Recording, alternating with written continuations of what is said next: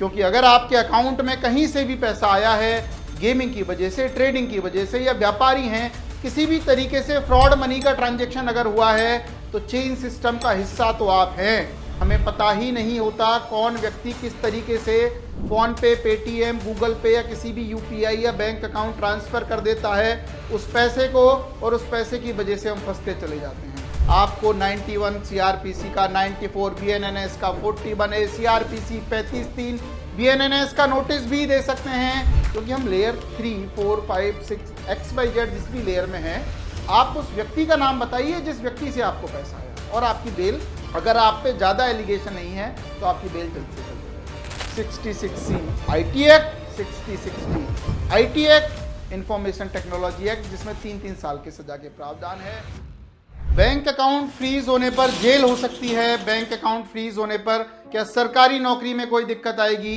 Bank account freeze होने पर क्या हमारे पेरेंट्स को, घर वालों को अरेस्ट कर सकते हैं? आखिर बैंक अकाउंट फ्रीज होने पर होगा क्या? इस वीडियो में हम यही बात करेंगे। अगर बैंक अकाउंट फ्रीज हो गया है तो क्या क्या कानूनी समस्याएं आपको फेस करनी पड़ सकती हैं। किसी भी तरीके की अगर आपको समस्या है तो इस वीडियो के कमेंट सेक्शन में बताएं, क्योंकि अगली वीडियो उस कमेंट पर होगी, उस समस्या पर होगी कि किस तरीके से आप इस समस्या से निकल सकते हैं। नमस्कार दोस्तों, मैं advocate Adarsh Singhal, Rajasthan high court. Bank account freeze होना एक आम बात हो गई है, बिल्कुल डरने की आवश्यकता नहीं है, ये बात आप ध्यान रखें। लेकिन फिर भी इस वीडियो के बनाने का उद्देश्य ये है क्योंकि कुछ लोगों के साथ बैंक अकाउंट फ्रीज होने पर अरेस्ट हो रहे हैं, उनको पुलिस अरेस्ट करके ले जा रही है, उनके पेरेंट्स को धमकियां दी जा रही हैं, उनको गिरफ्तार कर उनसे पूछा जा रहा है आखिर किस अकाउंट से और क्या संबंध है इन साइबर फ्रॉडस्टर्स से। क्योंकि अगर आपके अकाउंट में कहीं से भी पैसा आया है, गेमिंग की वजह से, ट्रेडिंग की वजह से, या व्यापारी हैं, किसी भी तरीके से फ्रॉड मनी का ट्रांजैक्शन अगर हुआ है, तो चेन सिस्टम का हिस्सा तो आप हैं। क्योंकि अगर आप लेयर 2, 3, 4, 5, 6, 7, 8 XYZ किसी भी लेयर में हैं, तो आप कहीं ना कहीं लेयर 1 से कनेक्टेड हैं। लेयर 1 वो व्यक्ति है जिसने फ्रॉड किया है। तो हमें ये पता करने की आवश्यकता है कि हम किस लेयर में हैं और किस व्यक्ति ने हमें ट्रांजैक्शन किया है। कभी कभी हम ये देखते हैं कि हमें पता ही नहीं होता कौन व्यक्ति किस तरीके से फ़ोन पे, पेटीएम, गूगल पे या किसी भी यूपीआई या बैंक अकाउंट ट्रांसफ़र कर देता है उस पैसे को, और उस पैसे की वजह से हम फंसते चले जाते हैं। यही कारण है कि पुलिस इन्वेस्टिगेशन एजेंसीज के जाल में हम फंस जाते हैं और हैरेसमेंट होता है अननेसेसरी, क्योंकि वो भी गलत नहीं है। उनका काम है किसी केस को इन्वेस्टिगेट करना, उनका काम है कड़ी से कड़ी को जोड़ना, उनका काम है ये पता लगाना कि आखिर वो फ्रॉडस्टर है कौन, और उस फ्रॉडस्टर का पता लगाने के लिए वो आप तक भी पहुंच सकते हैं, आपके घर भी आ सकते हैं।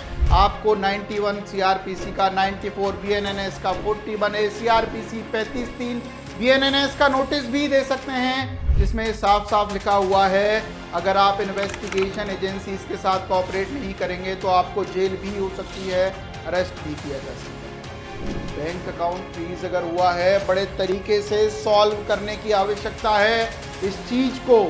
मैं ये नहीं कह रहा हूँ आप डरिए, क्योंकि निर्दोष व्यक्ति को बिल्कुल भी नहीं डरना चाहिए। बैंक अकाउंट फ्रीज होना कोई क्राइम नहीं है, लेकिन हमारा हैरेसमेंट हो सकता है, हमें प्रूफ करने में कितना टाइम लग सकता है कि हम निर्दोष हैं। तो सबसे पहला काम डिटेल्स कलेक्ट करके रिप्रेजेंटेशन देना है और ये पता करना है कि किन किन सेक्शंस के थ्रू अगर FIR हुई है तो क्या कानूनी प्रावधान है।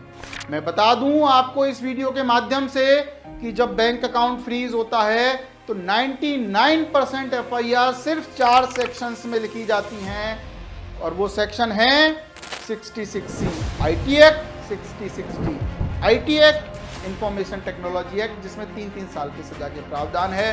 420-406 CrPC code of criminal procedure, जिसमें मैक्स टू मैक्स 7 साल की सजा का प्रावधान है। 318 BNNS, 316 BNNS, ये सेक्शंस हैं।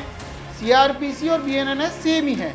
ये मत समझिए कि मैंने 6 सेक्शंस बता दिए, 4 ही हैं। ये नए कानूनों में BNNS होगा। इन सेक्शंस में जनरली FIR आपको अरेस्ट किया जा सकता है। कोर्ट का ये रुख होता है जनरली इन केसेस के लिए कि जब तक आप पैसे को रिफंड नहीं करेंगे आपकी बेल नहीं होती। बिफोर चालान पहले बेल हो जाया करती थी, लेकिन बिफोर चालान बेल होना बड़ा टफ हो गया। अब बात ये हम करते हैं कि आखिर इस समस्या से निकले कैसे, निजात कैसे पाएं।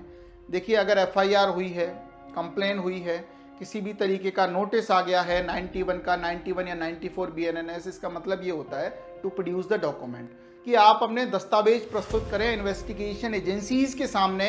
वो आपसे पूछ रहे हैं कि हमें नहीं पता आप अपराधी हैं या नहीं हैं, लेकिन आपके अकाउंट पर एक साइबर क्राइम कंप्लेन है, तो हमारी जिम्मेदारी है कि आपको हम इन्वेस्टिगेट करें, आपकी जांच पड़ताल करें कि आप अपराधी हैं या नहीं हैं। इस नोटिस का सिर्फ और सिर्फ ये मतलब है, इस नोटिस का जवाब दें कि आप अपराधी किस तरीके से नहीं हैं। अगर वो सेटिस्फाइड नहीं होंगे तो 41A 35(3) का नोटिस देंगे, जिसमें ये लिखा हुआ है 7 दिन में आप पुलिस ऑफिसर्स के सामने आ जाइए, 7 दिन 15 दिन जो भी वो टाइम आपको दे, नहीं तो हम आपको अरेस्ट करके लेके आएंगे। प्यार से मान जाइए, नहीं तो हम अरेस्ट भी कर सकते हैं। इस टाइम पर आपको थोड़ा कॉन्शियस रहने की आवश्यकता है। किसी भी साइबर एक्सपर्ट या लॉयर के थ्रू आप उनसे बात करवाएं। आप ना जाकर अपने फैमिली मेम्बर्स को भेजें, 100% कोई दिक्कत नहीं, लेकिन कभी कभी कुछ ऐसी चीज़ें हो जाती हैं जहां 100% से ऊपर भी काम होने लगती है। तो आप सतर्क रहें कि आपके साथ ऐसा ना हो। कोई भी फैमिली मेम्बर या किसी लॉयर को आप उनके सामने भेजें और इसका जवाब दें। आप बाई पोस्ट भी जवाब दे सकते हैं, बाई कॉल भी आप उनसे बात कर सकते हैं। इन्वेस्टिगेशन एजेंसीज अगर ठीक हैं तो आपकी मदद करेंगी, कोऑपरेट करेंगी। ये काम करने के बाद अब आई बात बैंक अकाउंट अनफ्रीज कराने की। बैंक अकाउंट अनफ्रीज के लिए आप हाई कोर्ट जा सकते हैं, ट्रायल कोर्ट में एप्लीकेशन लगा सकते हैं। दूसरा, इन्वेस्टिगेशन एजेंसीज के सामने प्रस्तुत होकर अपने रिप्रेजेंटेशंस दे सकते हैं और आपका बैंक अकाउंट अनफ्रीज करा सकते हैं। ये पूरी प्रोसेस रही। अब बात आई कि साहब हमें अरेस्ट कर लिया। अरेस्ट करने के लिए बेल का प्रोसीजर है। आप एक रेगुलर बेल लगा सकते हैं 439 CRPC में। आप एक बेल एप्लीकेशन मूव कर सकते हैं जिसमें आप ग्राउंड ले सकते हैं, साहब हमारे अकाउंट में पैसे आने का मतलब या हमारा बैंक अकाउंट फ्रीज होने का मतलब ये बिल्कुल नहीं है कि हम साइबर क्राइम में इंडल्ज हैं, क्योंकि हम लेयर 3, 4, 5, 6 XYZ जिस भी लेयर में हैं, आप उस व्यक्ति का नाम बताइए जिस व्यक्ति से आपको पैसा है, और आपकी बेल, अगर आप पे ज़्यादा एलिगेशन नहीं है तो आपकी बेल चल चुकी है। अब जो कमेंट्स के सवाल हैं हम उनका आंसर किए देते हैं कि सरकारी नौकरी में दिक्कत आएगी। अगर लेयर 1 और लेयर 2 है तो आप ये मान के चलिए सरकारी नौकरी में दिक्कत आ सकती है अगर चार्जशीट फाइल होती है आपके अगेंस्ट में। तो दूसरी चीज़, क्या मैं बाहर जा सकता हूँ, क्या मेरे को रोका जा सकता है, क्या एयरपोर्ट पर कोई दिक्कत आ सकती है? तो भाई साहब, जिस तरीके से भारत देश में ऑनलाइन का एक क्रेज़ आ गया है, हर चीज़ ऑनलाइन होती जा रही है, हो सकता है आपका बैंक अकाउंट आपके आधार कार्ड से अटैच है, आपके आधार कार्ड नंबर एयरपोर्ट पर स्कैन करते ही ये आ जाए कि इस व्यक्ति के खिलाफ कितनी साइबर कंप्लेंट्स हैं। तो बिल्कुल भी लाइटली लेने की भी आवश्यकता नहीं है और डरने की भी आवश्यकता नहीं है। अब बात आई बैंक अकाउंट फ्रीज, जेल का प्रोविज़न हो गया, आपकी नौकरी वाली बात हो गई, आपके एयरपोर्ट वाली बात हो गई। दूसरी बात कि मैं साहब स्टूडेंट हूँ तो मुझे कोई दिक्कत आ सकती है। तो आप स्टूडेंट हैं तो बिल्कुल सतर्क रहने की आवश्यकता है। आप रिप्रेजेंटेशन दें और बताएं मैं स्टूडेंट हूँ, क्योंकि वो भी इन्वेस्टिगेशन एजेंसीज भी इंसान ही हैं, वो भी आपकी समस्या को समझेंगी और आपको सॉल्यूशन बताएंगे। इसके बाद जो लोग गवर्नमेंट जॉब में हैं, अगर डायरेक्ट FIR नहीं है आपके अगेंस्ट में तो जनरली कोई दिक्कत नहीं है। डायरेक्ट FIR है तो आपके डिपार्टमेंट को भी नोटिस आ सकता है। ऐसा काफ़ी बार हुआ है कि आपके घर पुलिस ऑफिसर्स भी तस्दीक करने आ सकते हैं किसी भी कि ये व्यक्ति यहाँ रहता है नहीं रहता। इस तरीके से ये चीज़ों की दिक्कत हो सकती है, तो सीरियसली लें। तरीका बहुत आसान है, ये आप करें, सही तरीके से प्रोसेस की जाए तो हर अकाउंट अनफ्रीज होगा, क्योंकि बैंक अकाउंट फ्रीज करना इज़ नॉट ए सॉल्यूशन। किसी भी तरीके का कोई समाधान नहीं होता है कि आप किसी का भी खाता फ्रीज कर दो उस innocent person. Thank you so much दोस्तों। इस वीडियो को लाइक शेयर सब्सक्राइब इसलिए करें क्योंकि आपका लाइक शेयर सब्सक्राइब करना हमें मोटिवेट करता है, हमें बहुत हिम्मत देता है। Thank you so much.